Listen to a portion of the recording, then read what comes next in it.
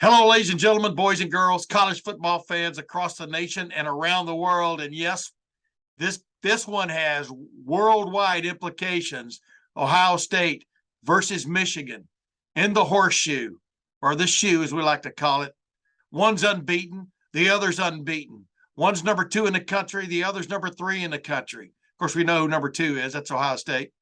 We know who number 3 is. That's Michigan. That's the proper order. And I've got no one better suited to talk about the rivalry, to talk about the game, to talk about whether, in fact, the battle has been rejoined. The battle for Toledo has been rejoined. Than my good friend, John U. Bacon, author, noted Michigan football and basically Michigan historian. John U. Bacon, welcome back to the Tim May podcast just in time. There you go. Tim May, always a pleasure. We have been doing this for another number of years. Even pre-podcast, there's always a TV station in Columbus or Detroit or somewhere where you and I tend to share the space. So we go back a ways now. It's always a good time. Yeah. Dude, this, like I said, I don't like to dwell on the past too much because I think people spend way too much time saying this is going to happen because this happened. But as I told you before we started here, what really made this the game as opposed to the end of the season, regular season game was 1968 through 1978, right? It basically turned into the 10-year war, even though that's one extra season in there. But who's counting, right? But the 100-yard war. 68 sets up 69. You got to have 68 for 69 to matter. Exactly. But 68, Ohio State puts a nod on Michigan's head, 50-14. Why'd you go for 2, Woody? Because they wouldn't let me go for 3. Michigan hires a guy named Bo Schembechler from Miami of Ohio. Had been an assistant coach to Woody Hayes at The Ohio State University to turn around the program, and boy, does he. And in 69, Michigan kind of puts a nod on Ohio State's head, and then boom, the game was rejoined. The war was rejoined. We're looking at a very similar moment in time, aren't we, John U. Bacon, with Michigan coming off the win from last year, these two teams being undefeated, fighting for a college football playoff berth, much less pride in the series. Maybe it's even bigger now than it was then. What's your take? I think you're right. And I think we talked off air, of course, that people can make too much out of the past. And obviously, when you're talking about Michigan and Ohio State, the history is rich and both sides know it. Both sides know the other history, I think, pretty well. I've noticed down there. You can't make too much of it. However, last year, I was a 5-year-old kid in 69 when Bo beat Woody for the first time, 24-12. The best team in college football maybe ever is what they were saying about the Buckeyes at that time, and not without reason. And as Bo told me, we didn't just beat them, we flat out kicked their ass. Yeah. And that's what it felt like last year. A very good Ryan Day team, highly ranked, obviously. And Michigan just seemed to have them on roller skates that day. Then, of course, same thing happens in Columbus the next year, but the Buckeyes were ready. That probably feels about like this year as well. I can't get a full bead on where either team stands right now, and maybe it's the result of the equalization, I guess, of NIL, of the transfer rules, of course, the scholarship rules from years past. Michigan's not a complete team, I don't think. They're not a great team. I think Ohio State's about the same. I think they're a very good team, so is Michigan. I think right now Georgia is the one great team. Michigan struggles in the red zone. J.J. McCarthy is a first-year starter and often plays like it. Receivers have dropped a lot of balls, including yesterday. But so what? They're both 11-0, and they're 2-3. And who the hell else is out there? Yeah. TCU's better? I don't think so. Alabama's got 2 losses for crying out loud. Clemson got smoked by Notre Dame. Tennessee just got smoked by South Carolina and Spencer Rattler. Spencer Rattler rattled them good because that was an old-fashioned butt kicking. Yes. Of course. So at some point you say, okay, this is what you got out there. And what's great about it is it brings the rivalry back. I recall a great quote from Spielman years ago, of course, the famed linebacker, who said, during Michigan's 20-year low point, that Michigan is not upholding their end of the deal. And the idea is that, obviously the Buckeye fans are dying to beat Michigan, but they want to beat a good Michigan team, a serious Michigan team. And both schools now need that with all the rankings of strength of schedule and so on. You actually need the other team to be good. And it feels like that's where it is now. chance for fool's gold, a la 2019 or 2018, sorry, when Michigan had a 10-game winning streak. Ohio State had almost lost to Maryland the week before. And everyone's saying around the horseshoe, all the Buckeyes I was talking to, the fans, the alumni, Earl Bruce, for crying out loud, all said, this is Michigan's day. And Ohio State tagged them good yet again. So who knows till you get there, but right now it's lined up about as well as I've seen it. John U. Bacon, by the way, Let Them Lead, a great book. I just, like I said, I hope it doesn't fall on your head while we're Pretty talking. light, don't worry. Yeah, exactly. You got plenty of those, though, right? I mean, I like my copy, that's for sure. But I digress. You know, I don't like to dwell on the past too much. I don't even like to dwell on recent history too much, because last year, Michigan State comes back with a ridiculous fourth quarter and beats Michigan with Kenneth Walker the third, right? 17 points, baby. Yeah. That game should be over. You know, if they were voting on the Heisman at the end of that day, I would have voted for him for the Heisman. It was that stunning a performance. Michigan State goes to Ohio State and just gets ripped. And, a lot of the fans might have gotten ripped afterwards, dealing with it, but the team got ripped. So that's the week before the Michigan game, obviously. Correct. So here goes Ohio State into Michigan, and it's, inclement weather a little bit, snowing, a little bit of, sleet, whatever you want to call it. But rough day. Yeah. But if you base it on just what you had seen the previous 2 weeks, you would think, oh my goodness, Ohio State's just going to run all over these guys. And it was the opposite of that. Second half reminded me of the Ohio State-Michigan game in 2015 up there when it was tight at halftime, and then suddenly Ohio State just ran the ball down their throat. I mean, with Ezekiel Elliott, et cetera. Right. And it just turned on a dime. And last year it was 14-13 at the half. Michigan was leading, was a 1-point lead, and then it turned on a dime at halftime. Are you like me? Are you not really, both of these teams struggled this past weekend, Michigan to beat Illinois with a last 10 seconds field goal, after Blake Corum goes out. Ohio State has its struggle with Maryland, but eventually wins that game 43-30. But that's because they scored a touchdown with 9 seconds left, on a strip sack of Taulia Tungavaloa. Say that 3 times. So what are we to make of these two teams going into this game, except for this past weekend? The most important thing was to get that W, or as I said, sitting there at Maryland Stadium, they've got an M in the middle of the field. The whole idea is to flip that thing upside down when you're leaving. You know what I mean? Nobody says Michigan, I guess, down here except me, Michigan. But the bottom line is, so what are we expecting on Saturday, man? What do you draw from that? That was a long way to go for me just to ask you a simple question.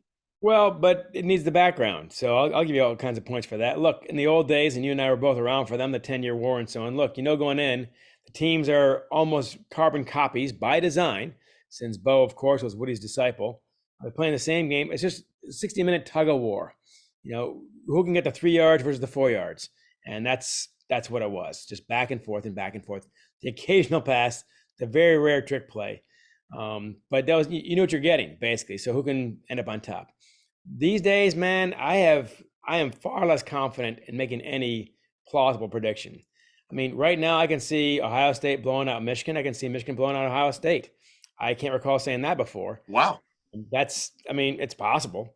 I would guess more likely a game in the 20s where both teams are going back and forth. But these are not, again, airtight teams, I don't think, on offense or defense.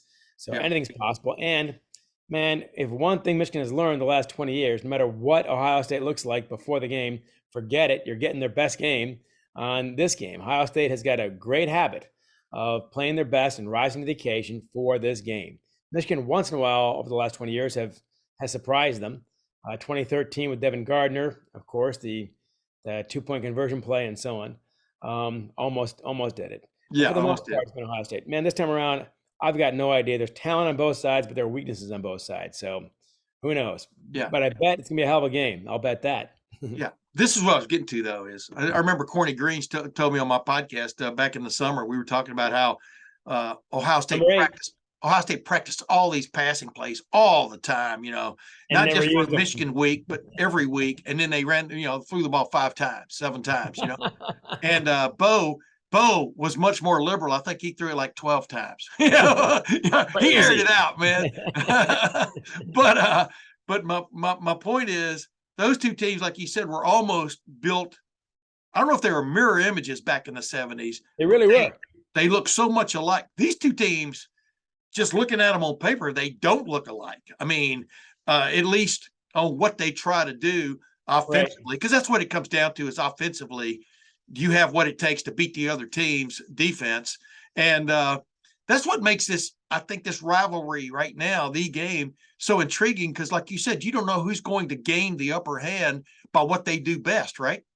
Right. I mean, look, Bo flat out told me two things. One, when you see a picture of the ball right before the ball snapped in the Michigan-Ohio State game back in those days, Woody versus Bo, he said, damn it, Bacon, you got to snap a blue line, like a carpenter's line. Yeah. You snap a line, and you're going to have blue on every single damn helmet all the way on both sides. Yeah. I mean, it was precision. It was military. And he also told me, look, if you swap the uniforms, you couldn't tell the difference. And it's just about true. When I've talked to guys you've talked to, Archie Green, of course, talked to the Michigan players, they say, look, we knew what they were doing, and they knew what we're doing because we're doing the same things. So the only question is who can do it better. Wait a minute. You meant Archie Griffin, right? Not Archie Green. What did I say? You said Archie Green. Cornelius Green and Archie Griffin. Ladies and gentlemen, Ohio State fans, a slight. Go ahead now.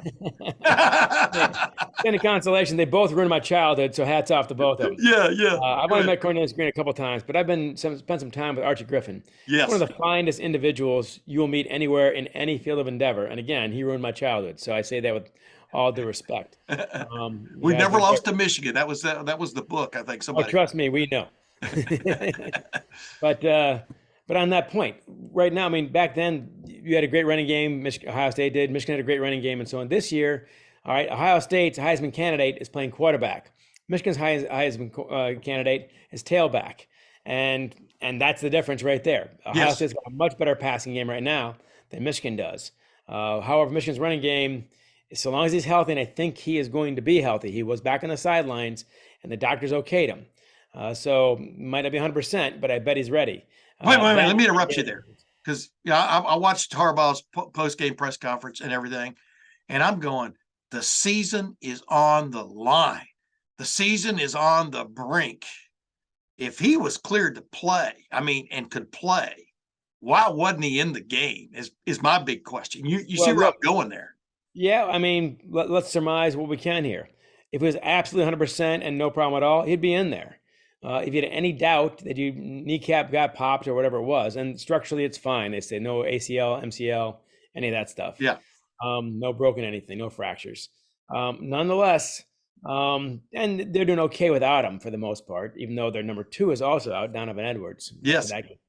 Look, they're not dumb. Illinois ain't Ohio State. You just can't spin that. And even though this time of year it feels like playoffs, so therefore survive in advance, and there are no bad wins in the playoffs, which is basically is. So TCU, Ohio State, Michigan, of course, all feel like screw it. They all won the game. That's all that matters. Nonetheless, so they feel partly though, if they had lost that game, everything Michigan wants is still on the table. They can still beat Ohio State. You'll still go to the Big Ten title game, and you'll almost certainly, if you win that, sorry, you're still 12-1. You're still going to the playoffs, I think. Yeah. What it does change, I think, is this. And I think this is why watching TCU is not a waste of time. And we both know what's happening here. A one-loss Big Ten team for the first time, a second-place Big Ten team for the first time could get into the tournament. The CFP, of course, which, of course, SEC has done several times, but Big Ten never has. Yeah. This would be the year to do it. But you gotta go to this game undefeated. They both did. And you got to keep an eye on TCU and now USC and some others. Yes. But I really have an almost impossible time predicting this game. And I think Blake Corum, I bet he'd be 90-95% by game time. That's my hunch here. Yeah. Oh, yeah. He's going. Of course he's going to play. He's going to play. He's question about that. He is a tough nut. And then the interesting thing, I wrote this for lettermenrow.com earlier this week, is like, it's just funny, like in ironic, not in a ha-ha, that there are questions at running back for both teams going into this. Now, the flip side of that is Ohio State has a world-class passing game usually. That's the difference. Weather permitting. Michigan straight up does not, No. but man alive, I just keep thinking about that ball that was thrown in that fourth down play down to the goal line. The ball went right through the receiver's hands. I'm trying to remember the receiver. I And mean, Anthony. they had two guys on him, and if he'd caught that, it probably would have been a touchdown. And it was right there. Yes. Yeah. But the point is, just because he missed that one doesn't mean he'll miss on Saturday. You know what I mean? But will they try it? You know what I mean? They're going to have to try it, I think. And this is where, so far, J.J. McCarthy, again, first-year starter, backing up Cade McNamara, who did beat Ohio State last year, played, if not spectacular, a very strong game against Ohio State. No mistakes. That was his trademark. No mistakes. No turnovers, no bad balls, and so on. So the problem with J.J., a couple things. One is almost all his long balls are long, too far. He's so afraid, I think, of being intercepted that he launches it five or so yards past his receivers. Look, against Ohio State, the way it's lined up, he's going to have to make some of those. Yeah. And the receivers yesterday must have dropped 4, 5, 6 balls right there, including the one you described, where finally JJ had a long ball that was perfect, and what they thought was a free play wasn't. And again, and the I don't know what happened to the coverage. They both kind of fell off. He didn't jump that high. But it went right through his hands. You have to go back to last year. Michigan had not played, frankly, that great until the Ohio State game. And all of a sudden, the playbook looked brilliant, and Cade McNamara looked like a world beater, and receivers looked, including Andrell Anthony, who lost that ball. They rose to the occasion. Can they do it again? We're about to find out. Yeah. And let's face it, the difference last year was on the offensive and defensive lines, in my opinion. I mean, especially the offensive line. Michigan took control of that game in the second half, and boy, that was a chaotic looking display of defense by Ohio State.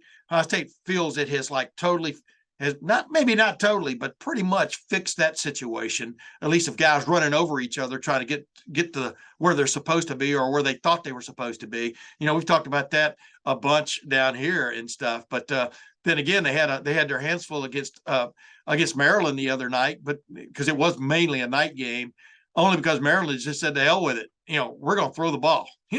Why shouldn't you? And if you exactly. I'm always amazed, and I give credit to Brett Bielema at Illinois, of course. They went for a few 4th and 1s early on. Look, man, you're trying to pull an upset at the Big House. You're trying to pull an upset at the Horseshoe. You cannot think rationally. If you play it by the book and you play it safe, I got news for you. I guarantee you're going to lose. If you try to play Ohio State or Michigan straight up at home, you're going to lose. Yeah. So if you're one of those teams. So throw the dice. Maryland threw the dice. That was a smart move there too, I think. Yeah. And you also hit upon, I thought, the biggest surprise last year. The one thing I thought I was almost certainly not going to see, and that is Ohio State get shoved around on offense and really on defense too. That I did not see coming. I got to believe Dave's been working on that. But I saw the Northwestern game, and that I thought was the weakest game for Ohio State so far this year. Look, it's a rainy, cold, wet day, windy as hell and so on. I get that. You can't throw the ball very well, but you can block. And they were not shoving around a 1-7 Northwestern team. That got my attention. Yeah. Flip side is Michigan was certainly not, shoving around Illinois yesterday either. Right. So I'm not sure what here's the theme. I got no idea what the hell's going on. How's that? That's what I told you. You can't go A plus B equals C. You can't do that. Ohio State, as much as Ohio State was maligned for that Northwestern game, for example, the wind was blowing 30 to 50 miles an hour. It was crazy. Right. I mean, it was like being in the front edge of a hurricane. What? Now, fair enough. You can't throw the ball, and you'd be foolish to because now you got an equalizer in there. Right. And I mean, when I told Marvin Harrison Jr., when I saw you make a basket catch, I knew the wind was effect because he catches the ball out here like Chris Carter. But the bottom line is, if Ohio State did not run the ball great that day, but if Ohio State had not been able to run the ball, they wouldn't have won the game.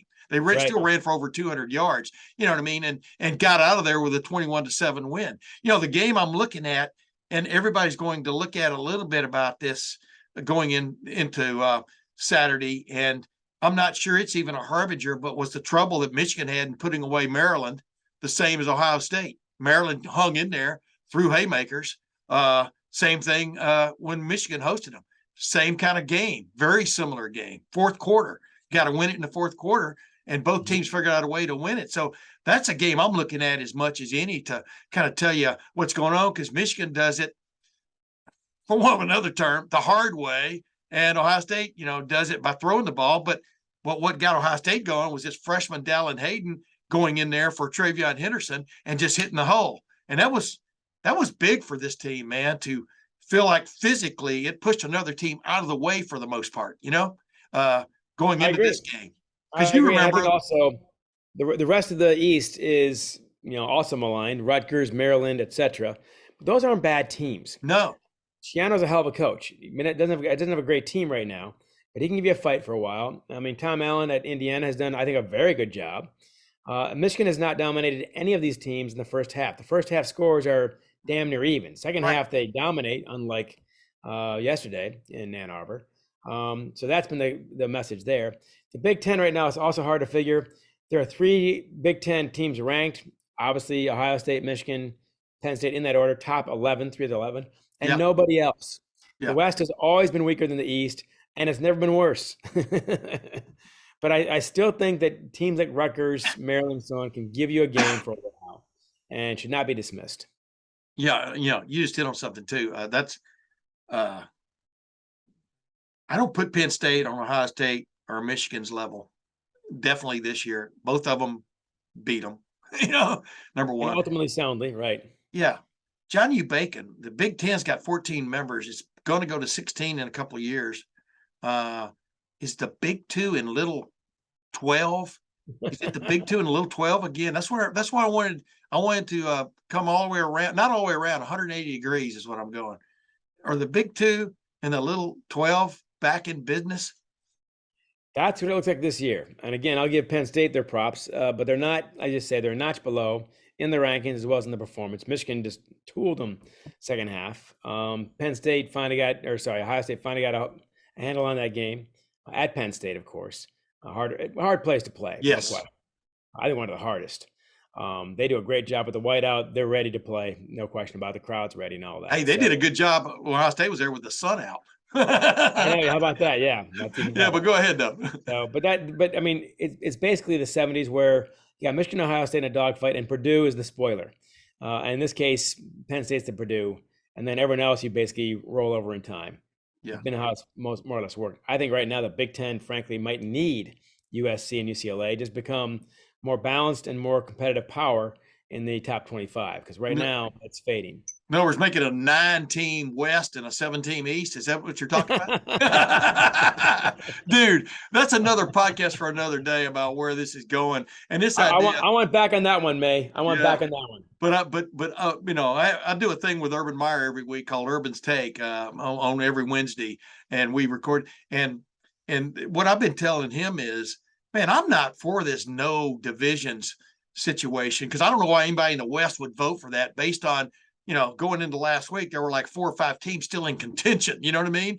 Right. But why would you vote for something that's going to probably keep you out of playing for a Big Ten championship 9 out of 10 years? I mean, why would half of this league vote for something like that? I don't get that, because do we really want to see the game 2 weeks in a row? Do we really want to see that? I was talking about that with Bill Bender of Sporting News. Yes. Bill, up and coming, of course. Yeah. And the answer to that 2 weeks in a row is no. The more I thought about it, the less I liked it. And you recall a few years ago, Michigan's athletic director floated for about 8 seconds the idea of not playing the Michigan-Ohio State game on the last game of the year. Yeah. I believe the pitchforks and torches came out by lunch. Yes. That idea was quickly approved.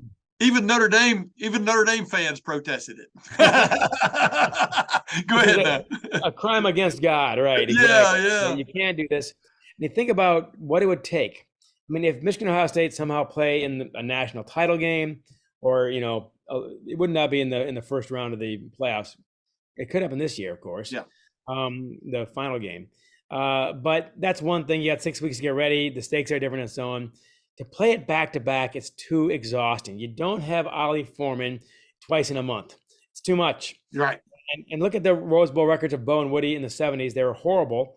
And part, I'm convinced, even 6 weeks later, such a come down from whoever won that game in the Michigan Ohio State game. Yes. It's exhausting. Your whole year's for that, and whatever happens next, I mean, it matters, but does it? I mean, it's a come down. So 2 weeks in a row, I can't stand it. And look, the solution might be as simple as the big old nose in my face, and that is what? USC and UCLA in the West.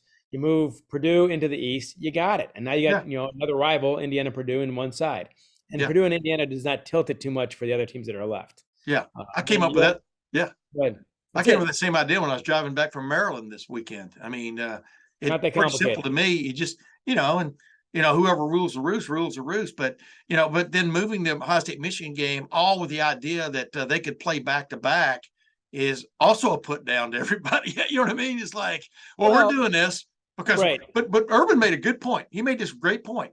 He said that, because he's like me. You don't necessarily want to see it, especially if you're a coach. Are you kidding me? Of those two teams back to back.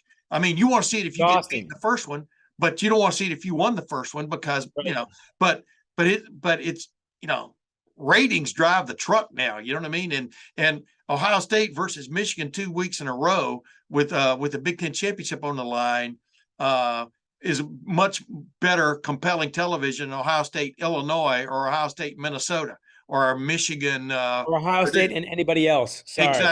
Exactly. So I see where he's going there. Hey, last couple things. I'll get out of here because I'm wasting your time here. You're up there. You're up there in the upper part of the Lower Peninsula, as I like to say. Michiganders call that up north, not to be confused with the Upper Peninsula. Whole different world. Yeah, Rick Leach one time he was headed out the door to go deer hunting. I think in the northern part of the southern peninsula, as I call it, and didn't have time to talk to me on the phone. I remember that like it happened 5 seconds ago. But I digress. This game, do you sense this is a referendum moment in this series? Do you sense that the Big Ten, I asked a couple of coaches at the Big Ten meetings this past July if it was good in some sense that somebody other than Ohio State won the Big Ten championship last year. And that team, of course, was Michigan.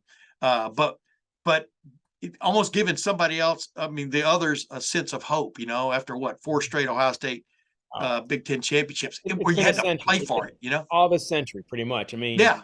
The rare exceptions. So, but what I'm asking is this, in your sense, do you get the sense that this is a referendum in the history or the series of the game, with the way it went down last year? Michigan is 23-2 since COVID. Ohio State is 22-2 since COVID. That's pretty bizarre when you think about it. Well, it's what it looks like it used to be. That's what you and I grew up with. That's what I'm saying. Right? So exactly right. My point is, think that for the referendum question, to say that the rivalry is back to what it was. Look, the two personalities, Bo and Woody, it's hard to top that. So let's put that aside. But as far as the competitiveness and where it stands nationally and so on, I don't think Michigan's got to win again this year for that to say that it's still back on. If it's a competitive game, a la 2016, and you're in overtime and it's down to the spot and all that. Depends on who you talk to. It's a Zapruder film, Tim. Yeah, I've seen about 300 pictures of that damn thing. It was a largemouth. One picture's this way and one picture's that way. It was a largemouth bass, is the way I'm looking at it. Like in Grumpy Old Men.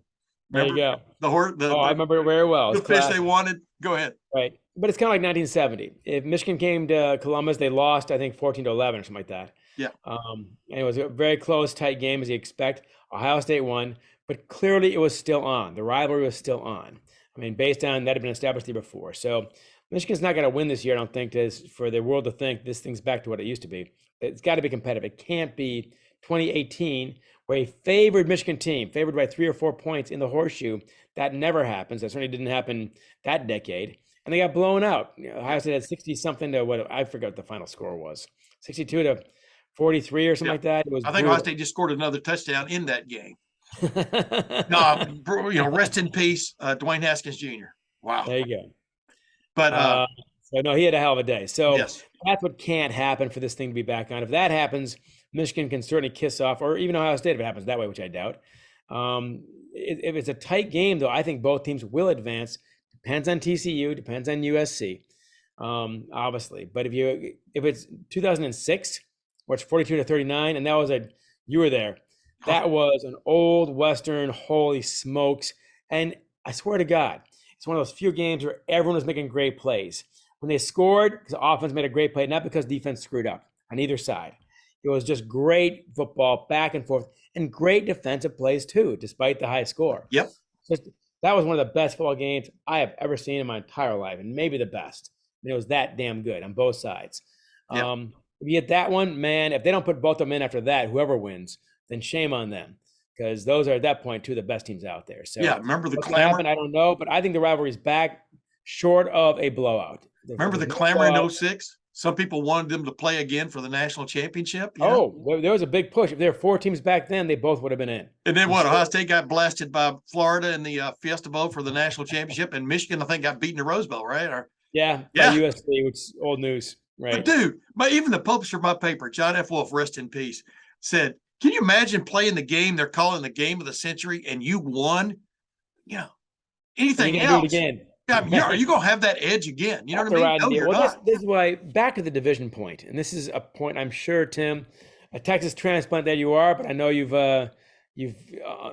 understand Ohio State football culture as well as anybody.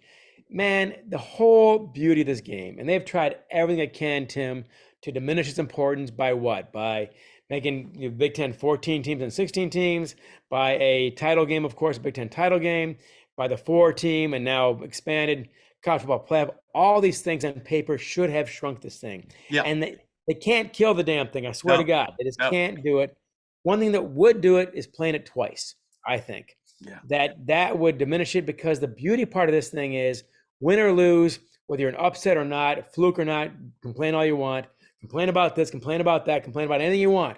You get one damn shot. Yeah. That's it. And that, to me, is the one non-negotiable trait of this thing that you cannot mess with. Yeah. You get one shot. If you win, as Mandich said, of course, on Jim Mandich on the telecast, you get peace for a year.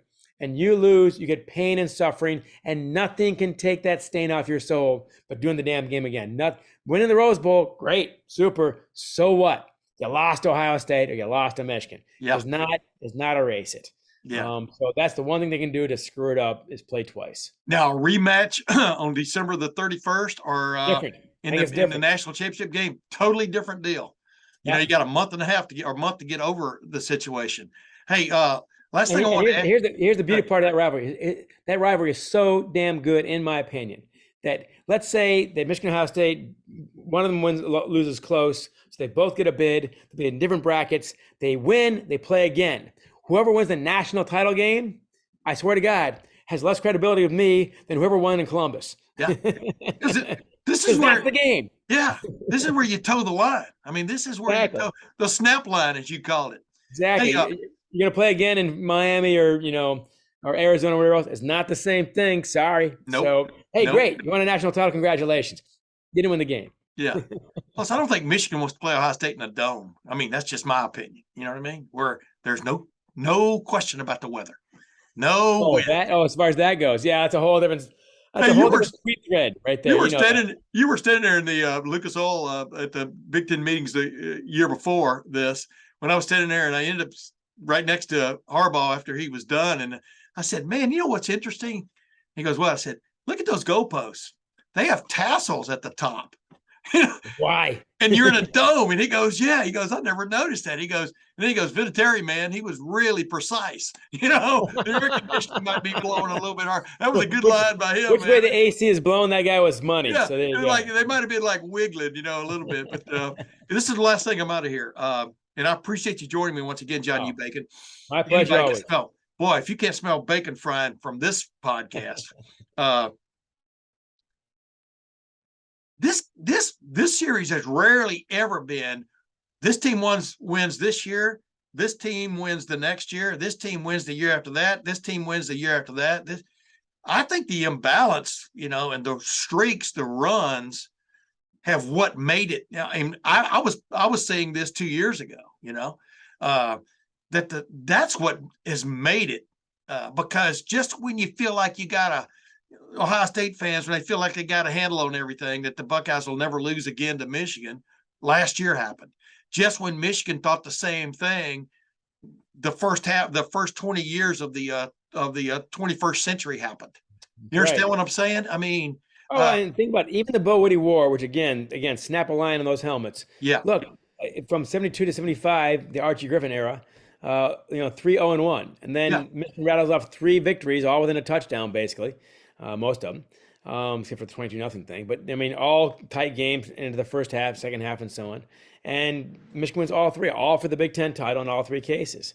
Then, of course, you got the 90s Cooper, you got the last century. It You has been got a the 30s with Francis Gates of Mercy Schmidt wins, right. Goes on that run when he first gets the job. Hey, those guys put their pants on the same way we do, one leg at a time. I mean that that ended up getting Terrell Pryor in trouble, with the gold pants. Doesn't matter anymore, does it? NIL but you know and what I everything mean? else. All Right. kinds of things have stemmed from streaks, you know what I mean? To a certain, and then of True. course Francis Gates of Mercy Schmidt got fired because he couldn't beat Michigan in the end several years in a row. But go ahead. Right. Yeah. No, that's basically it. I mean, and these streaks defy logic in terms of what's on the field. I mean, Yeah. 95, 96, those shouldn't have happened. Same idea. So, and last year, I mean, Ohio State was, clearly the better team coming into it. So you never know. And I tell you what, your streak idea will get a lot of backing, reinforcement if Michigan wins again this year. So Right. I know Buckeyes hate losing to Michigan anytime, but you know what? It is good for the rivalry and good for the Big Ten and really probably good for college football to have it go back and forth. Yeah. John U. Bacon, thanks for joining the Tim A podcast again, man, the week of the game. I'm not going to ask you for a pick. And don't ask me for one, because I think this game could go either way. I mean, just based on a lot of things, but I want to say this. I mean, to me, it has become more interesting because Jim Harbaugh and his comment about born on third base, last year. Right. And, that sat very hard with Ryan Day, whether he will admit it in public or not this week. Sure. And then and it's like, the thing that bothered, I think, a lot of Ohio State fans is, Michigan didn't act like it had been there before to a certain extent. The coordinator's taking a shot, and then they move off and go to other jobs, but especially the offensive coordinator, Gaddis. Josh Gaddis. But that game, Ryan Day basically got rid of 3 members of his defense. He was going to do that anyway because that defense was awful. It wasn't even lining up right, and brought in an offensive line coach, Justin Fry, former Indiana player who was at UCLA, because Ohio State did get shoved around in that game. It didn't line up correctly on defense. That was a referendum in the sense of Ryan Day stepping up as a head coach now in his 4th year and going, okay, this is not working or not working. We've got, no matter how wide open we want to get on offense and be the most modern offense out there, there comes a time when you got to, number one, get a yard and stop the other team from getting a yard, right? And what you describe, I mean, look, Urban Meyer's probably not an easy guy to play for, easy guy to work for. And I've got to know him fairly well, not as well as you did, certainly. Yeah. He's always very straightforward with me. I always enjoy talking to him and ask him a question. He gives me an answer. I love that. Look, that's Urban lined up correctly. An Ohio State defense not lining up correctly is utterly foreign to me. And whatever else happens in the field, that is not Ohio State football. Yeah. So you got to say Ryan Day made the right call. I think it's difficult for any coach taking over for a guy like Tressel or a guy like Urban Meyer, who had such success. It's not really your program until those players are gone. And that's about now. With 3 and 4. It's about his program now, and you're going to find out. And here's the weird thing. If Michigan somehow wins, and it'd probably be a dogfight, if Michigan wins this Saturday against Ohio State, man, he will be, what'd you say, 22-3 at that point, Ryan Day, the last 3 years. And people will start rumbling in Columbus like, man, is he the guy? Yeah. That's how seriously they take the game. And that's how high their standards are. You don't believe me? Ask John Cooper. So. Yeah. Hey, last thing. I want to run this by you, though. See. By the way, I love you, man. You keep saying that. Go ahead. I know. That was the people have made fun of me for that for my whole life, but including my mom. May she rest in peace. Man, I'm 68 years old now. Man, there's no game.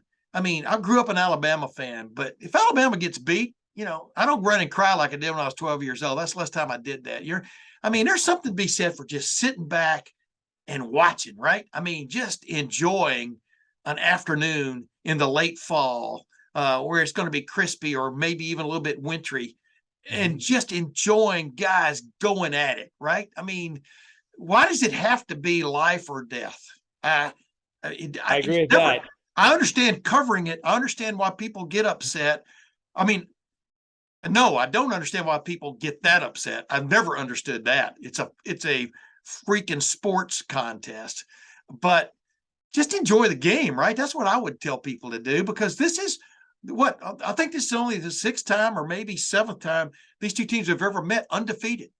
You know, it's surprisingly rare, actually. Yes, enjoy the moment. I mean, root for your team, but don't let it ruin your Christmas shopping. Right, Tim, I love you. Good luck selling that one to either school. I know, but that's the way I look at it, man. I just rationally, I agree with you. There's no question. It's a football game. No one, doesn't involve the hospital, law enforcement. Let's hope anybody. All right, this is just a football game. It's played largely for fun, etc. And yet, we both know. Try that theory in either locker room or with either fan base, and they will look at you like you have two heads, because that is not how the game is perceived. I just like to see young men in this forum step up and make a play, like Todd Plate did, a guy you never even heard of. Right. The kickoff return guy went to the Buffalo Bills. What was his name back? Anyway, for Michigan in 80, I think it was 85 up there. And then he had another kickoff return of some sort later on his senior year. And that's almost the only 2 plays he ever made that you ever paid attention to.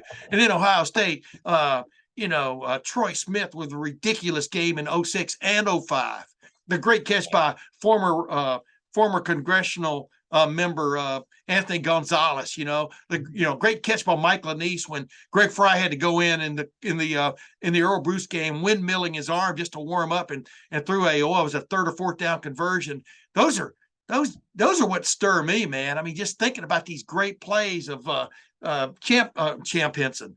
The cauldron and the pressure cooker of this game can create instant heroes. Yeah.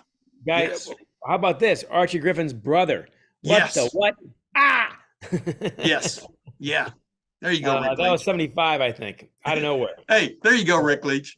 You should have talked to me instead of going hunting.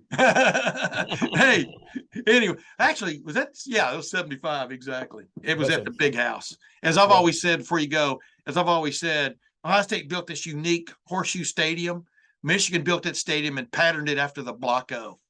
Enough said. Enough said. I gotta say, if you're in a helicopter, that's about what it looks like. That's right, till they sort of expanded it, the Big House. That's still basically a Block O. Don't tell folks around here that. Put on that 3-car garage, but anyway. Hey, John U. Bacon, thanks for joining the Tim May podcast again, my man. Tim May, always a pleasure. My podcast is Let Them Lead by Bacon.com. A lot of coaches and athletes on there as well as business leaders. So check it out. Tim, absolutely. Always a pleasure, buddy. Yeah, all your stuff is great. And ladies and gentlemen, I'll be back later this week with another special podcast about the game. But until then, we'll see you then. You got it. See you, Tim.